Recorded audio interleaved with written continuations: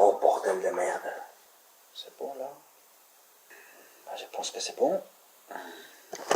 Oh, c'est pas vrai.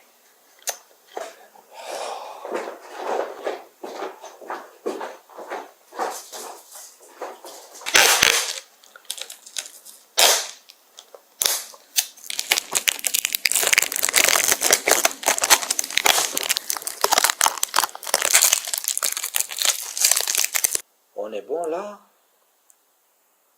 Ouais, ça a l'air, ok. Excusez-moi, je suis pas très doué pour ces trucs-là. Hein. Mais bon, quand il faut y aller, il faut y aller. Je suis toujours embarqué dans une multitude de tâches. J'ai commencé par faire mes études de droit, et puis j'ai fait plusieurs stages. L'objectif, c'est de convaincre pour obtenir des stages. Bon, je pense que tout le monde qui a eu un parcours similaire au mien comprend ce que je veux dire, n'est-ce pas? Pour obtenir des stages, des stages, des stages, tâches.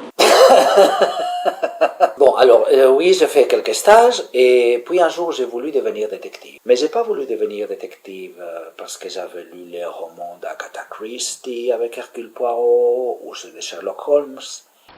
Vous n'avez pas été tout à fait honnête avec moi quand je suis venu vous voir à Londres. Vous croyez? Absolument, Monsieur Blake. J'ai voulu devenir détective parce que je n'avais marre qu'on me dise que je ne pouvais pas faire justice moi-même. Alors j'ai rusé. Je voulais mener une requête. Non, je voulais dire mener une conquête. En fait, je voulais élucider quelques mystères autour de ma mère biologique. Et c'est là que j'ai découvert que la femme que je fréquentais, mon mentor, n'était pas celle que je croyais. Attention, je ne veux pas dire par là que j'ai découvert que c'était le comte Dracula.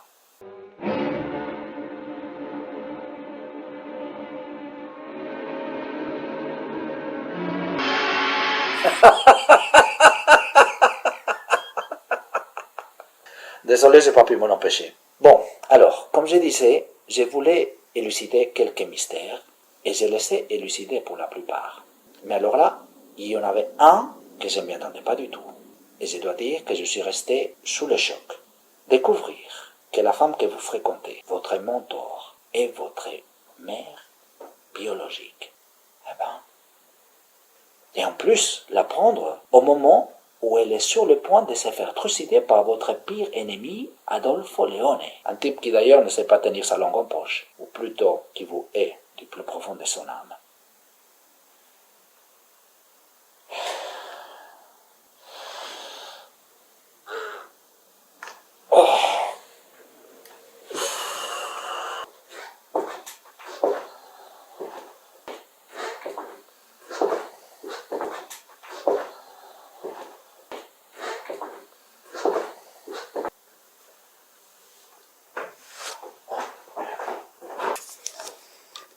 Attendez un instant.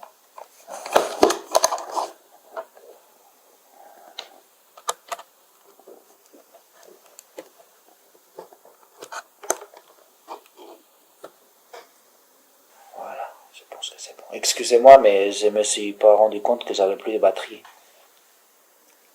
Oh merde, en plus j'avais pas vu l'heure. Bon, où en étais-je? En fait, j'ai une théorie qui veut que la présence infinie de la perte vous rend indéfini au processus de l'abandon. L'objectif en soi est de sortir sa douleur intérieure, afin de garder l'amour sans le matériel qui nous entoure, afin de garder sa blessure ouverte autour de sa perte. Enfin, quelque chose comme ça. Ça revient à un ressenti, en fait, on comprendra dans la blessure profonde de l'abandon, c'est que comme un bébé qui a été vraiment seul dans son lit, où on n'est pas venu le chercher,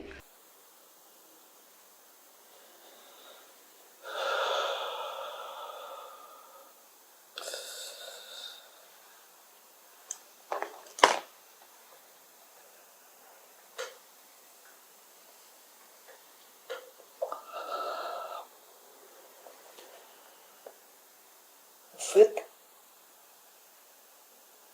je pense qu'au plus profond de moi-même, je ne sais pas ce que c'est que ressentir l'abandon. On réagit tous au gré de nos émotions, de nos sentiments. Et puis un jour, il vous arrive un grand malheur. La perte d'un proche, la perte d'un travail, un grand stress. On est libre de faire ce qu'on veut dans la vie, mais en fin de compte, on est tous jugés par nos actes. Qu'est-ce que c'est? Vous allez bien, monsieur? Oui, tout va bien, je regarde la télé. Vous êtes sûr? Puisque je te le dis. Moi, je ne sais pas si c'est vraiment mal ce que ma mère a fait. En fin de compte, elle voulait éviter que la famille Léon se débarrasse de moi. Mais à la fin des fins, j'ai fini par fréquenter ces gens-là. C'est l'ironie du sort, peut-être.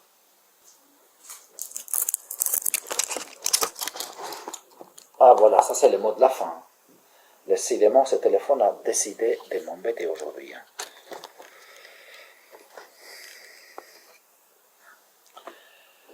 Bon, ben je ne vais pas vous dire au revoir, mais à la prochaine. Ou à une prochaine vie peut-être.